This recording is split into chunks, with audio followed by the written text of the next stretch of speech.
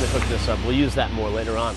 Welcome back. Now, we have briefly touched on the issues that can happen with leaving an old vehicle out there and neglecting it, those issues that happen to the wiring system specifically. Fortunately, there's a company out there like American Autowire, and they make complete rewiring kits for all kinds of vehicles. This particular one is good for a Ford Bronco from 1966 to 1977. So right here we've got the wiring system for the entire vehicle. Now we're not going to go and strip this thing down bare and start from scratch, but I think there's some sections that were damaged, and I think they're by mice or just, rain and got brittle, whatever it might be, and damaged the chunks of the wiring section. So if we remove those and put in new sections, we can get the job done we want, and at least in those areas we'll have good solid wire. One of them being those headlight sockets. Absolutely, and this will really modernize the wiring system if we were to rewire it. So that's a pretty cool thing too. And basically anything that runs off the battery, you've got wires for it. Now the nice thing they do too is they put in this fuse panel, which will go right into your glove box. Now in the factory configuration there isn't a fuse box, and what's nice about this is there's enough available circuits where we can tie in a bunch of auxiliary stuff like those lifetime LEDs, and it'll all go in with our whole new wiring system.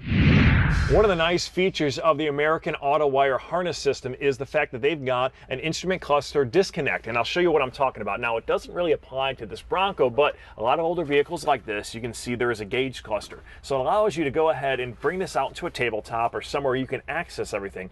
You pre-wire everything up, you mount this back into place, and what you'll have is a connector or a series of bulkhead connectors that you just simply plug back into the harness. This way you're not laying on your back, looking up into the dark, trying to wire up places you can't get to. It makes your life a whole lot easier. Now, one of the other things that's nice is obviously you come with schematics, so you can lay everything out. Each one of the wires is labeled, so it'll tell you, this is the electric fan, this is the headlight low beam, etc., etc. Now for us, it's important to replace the connector. Now this is the connector for the headlight, so it'll go right here. You've got the ground wire already run to it.